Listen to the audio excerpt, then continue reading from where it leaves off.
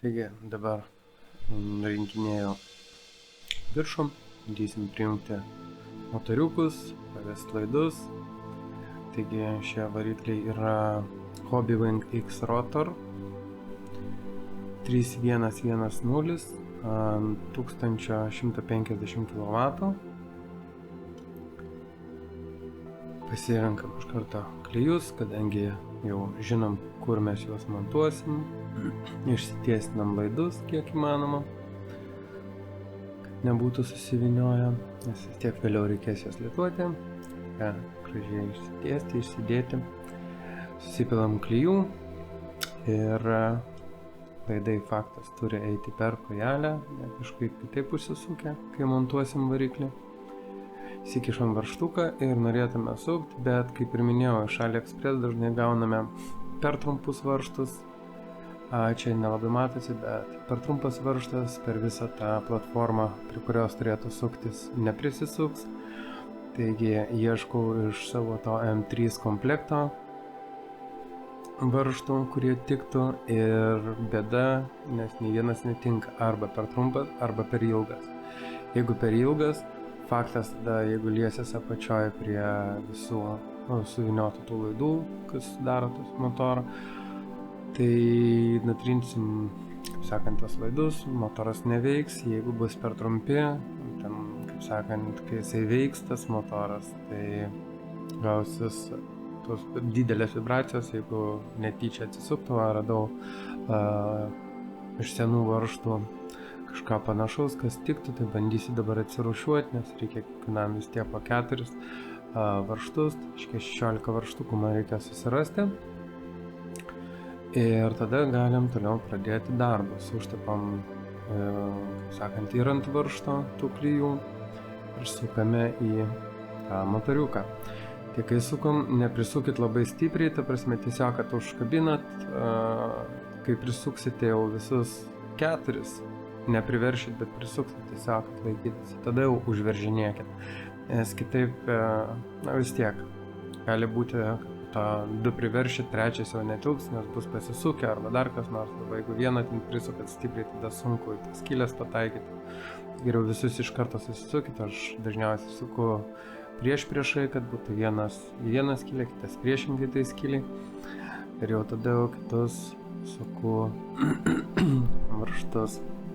Kai visus susuku, tai tada jau užveržiu. Ir šitą procedūrą, aišku, kartuosime 4 kartus. Matot, va, visi jau susukti varžtukai ir dabar jau priveržinėju stipriai.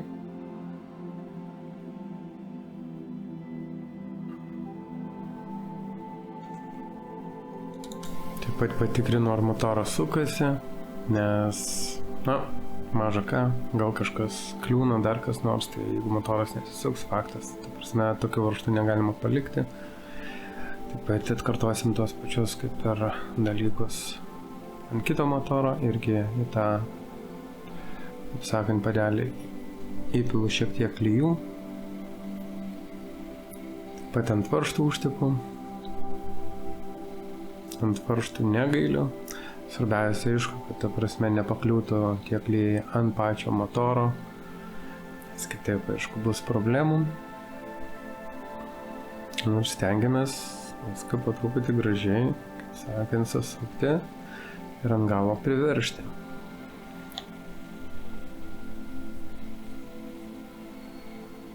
Čia reikėtų kažkur ir pagreitinti tą video, nes tikrai čia jau monotoniškas darbas, atliekam tos pačius veiksmus, nieko naujo nėra, apie ką papasakoti, kaip sakant. Taip pat užbėgant įvykiam už akių, kadangi jau peržiūrėjau šitą medžiagą filmuotą, tačiau kad kai kuriuose vietose buvau pamiršęs įjungti filmuoti, tai kurių dalių nesimatys, bet bandysiu bent jau paveiksliukus įdėti, būtų aišku suprantama, kur ką lituoti. Tai yra kaip yra, kaip sakant, bet nedidelės atkarpos, kaip sakant, ten trūkstamos, taip kad tikrai iš paveiksliukų galėsim suprasti, ką, kur, kaip lituoti ir kaip spręsti, kaip sakant, tuos praleistus žingsnius. Tik dabar ant motoro uždedu šlestas, užsukam ant kiekvieno, kad po to nepamesti, ir einame prie elektros greičio reguliatoriaus. Kai dėsim, nesumaišykim pusių, kairėje priekis, galas dešiniai, taigi pasiema reguliatorių ir ant jo prieš tai aišku užsidedam gumytės, kol kas dedu ant pačio rėmo, nes po vieną gumytę dėsiu tik tai. Tas gumytės, tiesą pasakius, labai sunkiai dedasi, bent jau man, neįpratus. Tai teko pasikankinti. Problemą įveikiam. Tai tik viena gumytė iš 4. Gumytė didesnė dalis eina ant apačios, mažesnė ant viršaus, ant viršutinės plokštės pusės, pavadinkime. Plokštės viršus yra ten, kur metalas matosi, ant kurio lydyti galima, tos tokios kvadratiniai tokie metaliniai gabaliukai. Šiek tiek turbūt pagreitinsiu viską, nes čia labai ilgai viskas trunka. Gal jums geriau seksis su tom gumytėm nei man.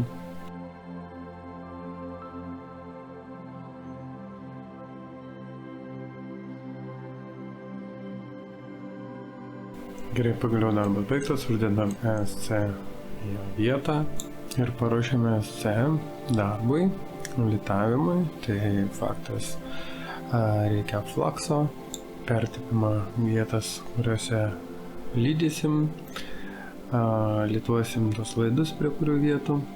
Taip atrodo šis flaksas, jo nereikia valyti, jisai nėra laidus. Gerai, kaip ir paveikslėlėje matome schemą. Pagal šią schemą bandysim prilituoti mūsų variklius. Šiau būtų laidus. Taigi nusivalysim mūsų lituoklę, pasirašym darbui. Aišku, labai nepatogu, kad ir kamera maišosi, ir ištiestos pakankamai rankos turi būti, antraip visiškai nieko nesimatys jums.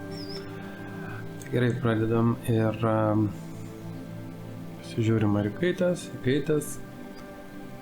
Bandom lituoti lydmetalį. Nors ir čia kažkoks tai kiniškas lituoklis, ta prasme. Rodo, jog 500 temperatūra, bet vis tiek labai sunkiai lituoja. Tai faktas, kad jis dar nėra įkaitęs, ta prasme jis labai sunkiai lyda dar tą lydmetalį. O jau ant trečiosios plytelės jau lyg ir geriau. Na ir tęsiam, pasiruošiam tokius kaip burbuliukus iš lydmetalio, kad galėtume lengviau prilituoti mūsų laidus nuo variklių. Gerai, kaip ir viskas paruošta.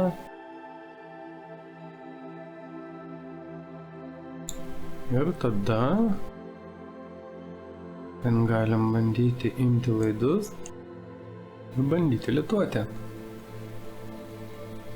Taigi, na, gal ir nelabai gražiai, bet svarbiausia, kad laikytųsi. Gerai, įimam tada. Gerai, tada galim imti laidą. Užsipiniuojam, pasiruošiam, žiūrim, kad pirmas su pirmu, antras per vidurį, trečias į trečią, kad tą plokštelę lituotume. Pasimėm pirmą laidą ir lituojam. Aišku, nedarom tokios klaidos kaip aš dabar ranka laikau, tas laidas super įkaista ir labai nepatogu. Tada aš bandau pasiimti kreivą pincetą, kuris irgi nelabai padeda, nes jisai neišlaiko tiesiog. Tada jau, kaip sakant, pasiėmiau medicininės žirklės, pasiėmiau tikrai problemų nebus, laidas neišslys, aišku, nelabai patogu yra. Bet patį laidą tikrai jos laiko gerai. Tai ir tęsi darbą toliau su, sakant, tom žirklėm. Taigi va, prilituojam pirmąjį ir eisim prie sekančio. Palaukiam biškį, kol atšals, kad tikrai gerai laikytųsi. Tikrai jau, kaip sakant, lydmetalis padengė visą tą plotą, įsigėrė ir į laidą. Na, šiaip šitie laidai iš karto, kai atsipakuojam, iš karto jau yra pertepti, ta prasme, lituoti, lydmetalis yra uždėtas ant galų. Tai faktas, kad ir tas dar lydmetelis turi įkaisti, užtat šiek tiek ilgiau ir laikau. Ir tie laidai vis tiek geria, kai įšyla tas laidas, tai sugeria tą lydmetalį, vadinkim. Aišku, per ilgai laikyti irgi labai negerai, gali ir sudeginti ir ESC savo. Tai būtų liūdesiukas. Kaip sakant, tai perlaikyti nereikia, nesistengkit. Bandom tą patį daryti su antru. Rankos dreba, nors ir negeri. Ką padarysi, senatvė daro savo. Šiaip ne taip. Pasiseka prilituoti, atrodo. Ok, biškį palaukiam.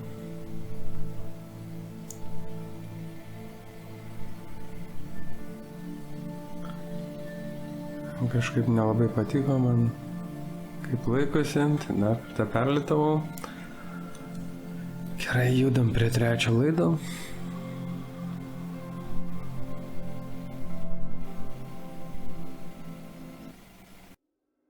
Biškį pasitaisiau, kad būtų patogiau, nes tikrai labai nepatogu lituoti.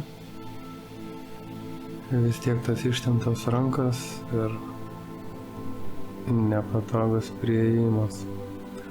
Bet ką padarysim, yra kaip yra. Lyg ir gerai prisilitavo. Judam prie trečio.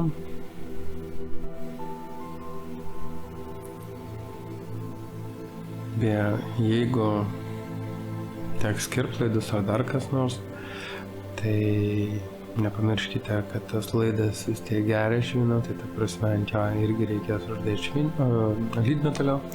Taigi, įkaitinus laidą reikia palaukti, kol vis kažkiek tai įsigersto lydmetalio. Kai galėsit ant jo pačio padaryti burbaliuką, tai jau bus visai neblogai. Tada galėsite lituoti lengvai. Taigi, kol kankinuosi aš su šituo lydmetalio ir laidais, gal šiek tiek reikėtų paspartinti visą eigą. Arba gal tiesiog darodysiu vieną pusę, o kitą pusę pagreitinsiu. Nes šitai pusiai, kai litavau, tai tikrai mačiau, kad neatsimenu kuris, ar prieš paskutinis, ar paskutinis laidas, sudrėvės ranka ir tiesiog sugadinsiu laidais, susišiaus, pavadinkime. Reikės jį pakaitinti, išlyginti ir vėl bandyti lituoti.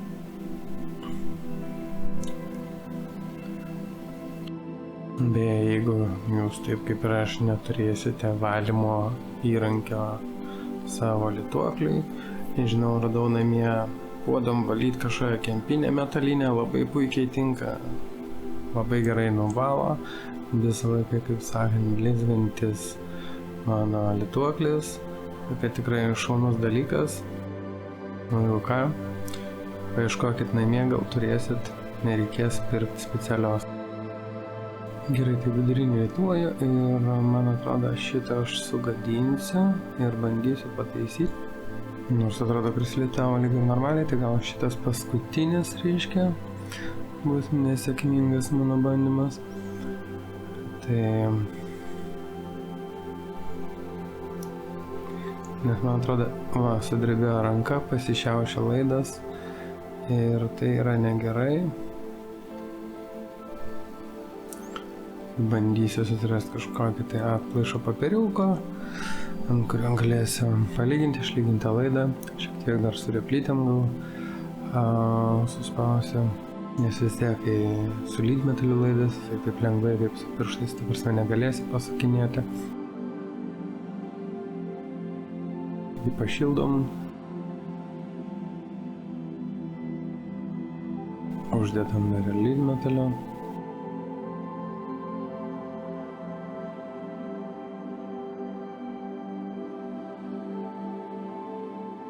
Kol jisai va įkaitintas, tas su replytėm sulyginu, kad formą įgautų.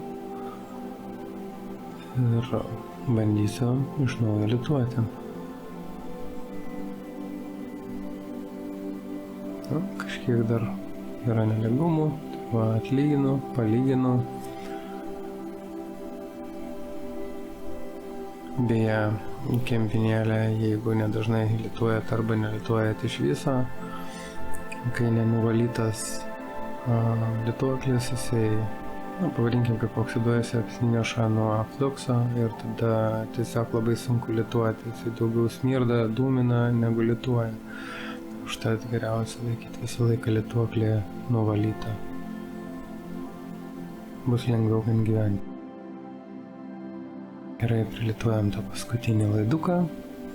Lyg ir viskas laikosi. Gal ir ne visai gražu, svarbiausia, kad laikytųsi. Ir toliau pereinam prie kitos pusės, viską pagreitinu, kad tikrai nereikėtų to pačio vėl žiūrėti. Kitoje pusėje lyg ir jau geriau seksis, būsiu labiau pasiruošęs. Tai kaip ir nebus lyg ir nei klaidų, nei nieko, tiesiog greitai susilituosim. Ir manau galėsim tada judėti į priekį.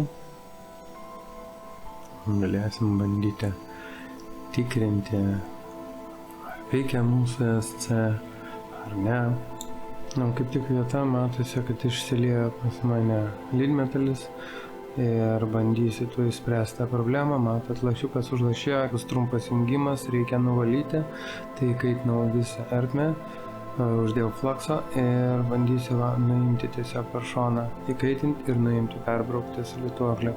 Kaip matot, vėl atsidaro spraėjimas, nes buvo susilitavęs į vieną viską. Buvo labai negerai.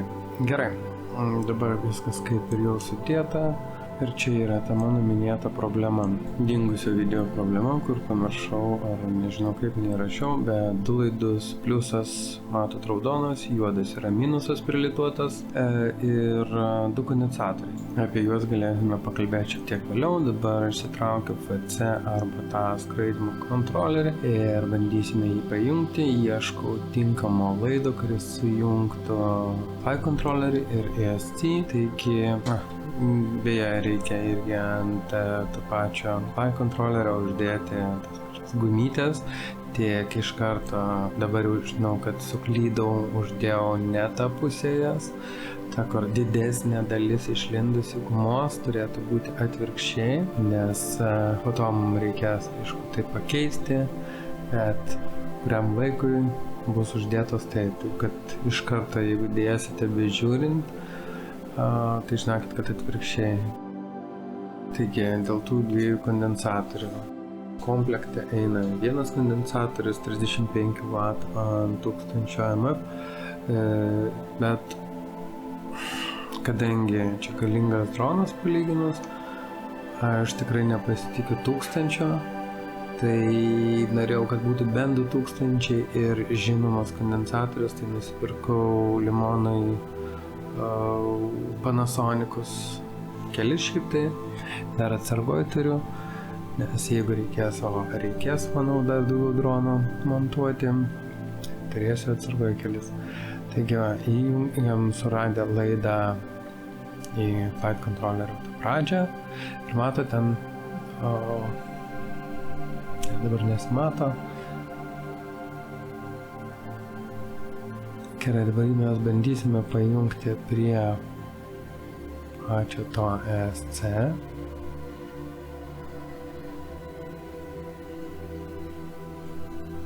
Tiesiog sujungiam laidukus, tai nėra labai sudėtinga. Svarbiausia nenulaužti tų adatėlių, nebrukti per jėgą. Tai uždedam. Dabar bandysime pajungti USB tiesiai į flight controllerį.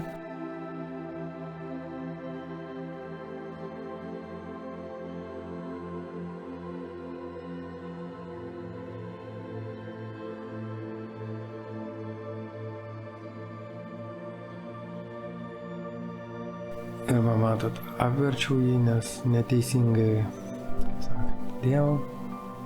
Jeigu ką, matote, kad yra pažymėta rodyklė į kairę pusę, kaip turėtų flight controlleris būti įdėtas. Ir beveik ant visų jo yra pažymėta tai, taip kad prisiminkime. Problema yra ta, kad mums reikia patikrinti, pavadinkime, motorus. Ir kad motorus patikrinti, mums reikia prilituoti tuos prie ESC 2 didelius laidus, vieną raudoną, vieną juodą, per kurį teiksim energiją, elektrą. Šiaip tai jungiate bateriją, bet visai prieš tai turėkite arba smooth kontrolerį, kuris matėt, va žaliai švietė pas mane, arba visą mikroschemą reikia praeiti su multimetru, kad pažiūrėti, ta prasme, ar niekas netrumpina. Tai kam aš jungiau tą energiją, arba jūs bateriją galėsite jungti tam, kad galėtumėte jungti variklius. Šiuo atveju aš įsijungęs su Betafly. Ir Betafly yra iš vis webinė aplikacija, tiesiog prisijungi greitai, patikrint kažką, įjungiam variklius ir įjungiam po vieną variklį, pažiūrėti, ar visi varikliai veikia. Ir dabar rodau, kad vienas variklis veikia, kitas variklis, turbūt kitų mes nematom, jeigu tikrinu, arba taip aš paslinksiu šiek tiek. Ir pereinam taip per visus variklius, pasižiūrim, kad prilitavom viską gerai, viskas veikia. Šaunu, galima atjungti, išjungti tą webinį appsą. Vėliau galėsim pasirinkti, ar pasirinksim Betafly, ar iNava, ar ArduPilotą. Gerai, viskas veikia, niekas netrumpina, šaunu, smagu matyti. Galim dirbti toliau. Ir pirmas darbas, dabar taip nuėmam mūsų small kontrolerį, kuris, jeigu trumpint, atjungtų elektrą, jis riboja iki 5 W. Ir nutirpam laidus, nes mano baterija, su kuria bus užmaitintas šis dronas, yra kitos jungties, pavadinkim. Tai man reikėtų tą jungti, perlituoti, kad galėčiau iš karto prijunginėti droną prie baterijos, nereikėtų daryti jokių prakotuvų ar dar kažko. Taigi trumpai apie kondensatorių. Pilkai pažymėta vieta, kaip matot paveikslėlė, yra minusas, tai minusą prie minuso, pliusą prie pliuso.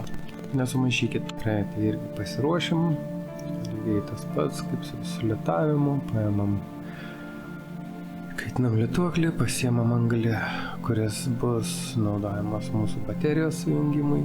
Matot, čia yra pažymėtas pliusas, tai šita vieta turi būti prilituota prie raudono laido. Aišku, analogiškai kitoj pusėje bus minusas.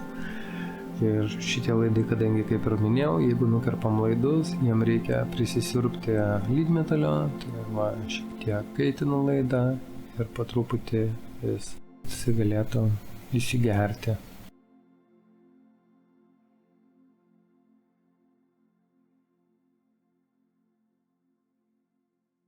Taip pat dabar pasiemam tą jungtį ir bandom greitai į vidų dėti to išlydyti lydmetalio, bet reikia, tiesą pasakius, su šitom jungtim daryti tai gana greitai, ilgai nelaikykite, ta prasme greitai suleidote lydmetalio, atsitraukėt, paliekat arba palaukit, kol atšąla. To, kad jeigu ilgai bandysit lydyti, čia yra tiesiog plasmasė, tiesiog išsilydys ir tas metaliukas iškris. Ir bus vėl bėdelė, liūdesiukas, nes reikės pirkti naują. Dėl tokių klaidų, kaip sakant, jeigu jūs pirksite iš AliExpress ar dar kur nors, nes jaučiu, Lietuvoje nemačiau, aš ten labai daug parduotuvių pas mus drono, ką mačiau, tai arba Kaune, arba dar kažkur siuntimas Lietuvoje, lygiai tiek pat laiko užima kiek iš Amazono. Tai taupant laiką, būkite atsargus. Nepersistenkit, neužlaikykit per daug to lituoklio, jeigu ką matot, aš vėl apsukau, palaukiau, kol ta pusė kita atšalo ir tada dar biškį dapilu, tiksliau dalydau to lydmetalio. Nes jeigu vienu kartu gali būti, jo, kad aš irgi per ilgai užlaikysiu.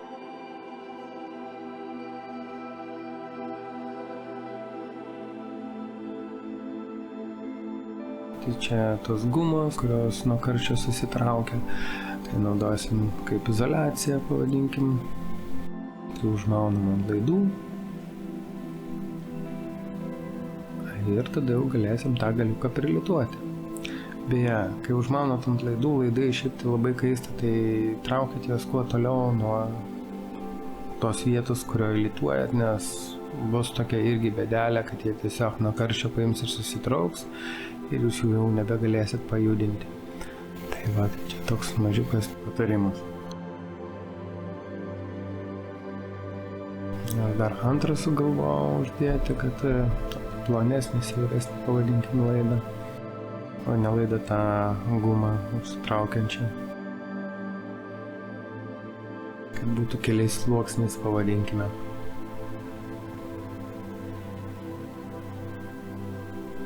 Gerai, uždedam gumas.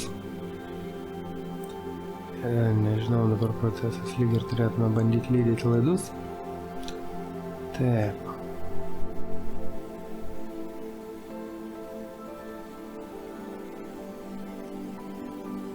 Su patogumu čia nelabai su šitais dideliais laidais. Ką padarysi, bandom.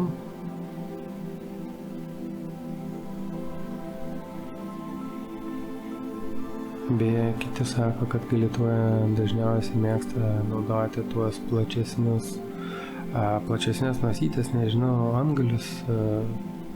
Aš mėgstu plonesnį, tai kad vis tiek lydmetalis, jeigu tu jau vietą tą įkaitinai kažkuriam, tada labai greitai nuo to taško viskas lydasi. Tai, kaip sakant, esu pripratęs tiesiog su plonu tuo nosiuku lituoti. Jeigu kažkam, aišku, gerai sekasi su tais plačiais dideliais, sveikinu, man nelabai su jais sekasi. Dažniausiai viską apdrapstau.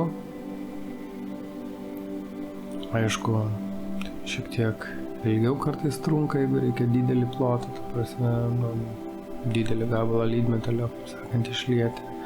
Bet yra kaip yra, ir pripratęs daryti taip. Vėl palaukti reikia kol atšals, nes tikrai pats galiukas yra įkaitęs, tiksliau tas antgalis.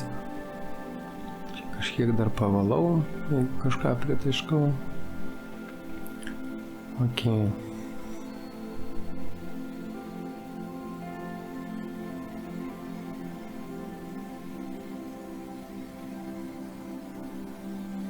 Kaip ir su raudono laidų lyg ir viskas tvarkyta, judam prie juodo.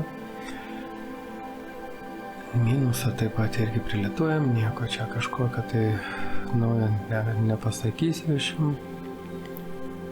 Taigi, o dėl kondicionierių, ta prasme, kurie būna pridėti prie jūsų, kaip sakant, SC ar file controllerį, jeigu jūs perkate stackus, tuos pavadinkime du viename, tai dažnai būna nekokie, nebent jūs perkat labai jau brandinį, norit pirkti brandinį, pavadinkim, ženklą, kažkokį tai prekės ženklą, kuris tikrai yra žinomas, tada faktas, kad jūs gausite gerus kondicionierius ir viską, bet čia galima sakyti pigiausia, ką radau, kuris yra 70 amperų. Nes vis tiek 10 colių dronai ir 70 amperų šiaip tai nėra daug. Ypač reikės, mano atveju, kadangi varikliai yra virš 1 kW, tai juos reikės riboti, nes jeigu šitas SC yra 70, tai čia per vieną, pavadinkim, koją, per vieną variklį, tai jeigu mes padauginam, gaunam 280, ta prasme, iš viso, jeigu 280 amperų, o toks variklis gali traukti maksimum nuo 60 iki 75 tikrai gali pasiekti, ir tada po pasikoje gali būti labai didelių bėdelių ir gali ką nors sužaloti. Ką tai reiškia, kad arba mes sudeginsim mūsų SC, arba jisai, tiesiog, kas gali atsitikti, tai tiesiog skristi ir atsijungti. Ir tai būtų tikrai nelabai gerai. Na va, sulitavom, viskas kaip ir šaunu. Aš dėl ko įdėjau tą smoke controllerį, kad, ta prasme, kai prilituoja laidus, dažnai ant šitų plasmasių, kol jos įkaitusios, tiesiog tie kontaktai, kad būtų vietoje, kol išėlė, kad išlaikytų padėtį. Gerai, tai kaip ir patikrinam, atvėso, neatvėso, viskas gerai. Ir šiandieną tiek tada. Iki.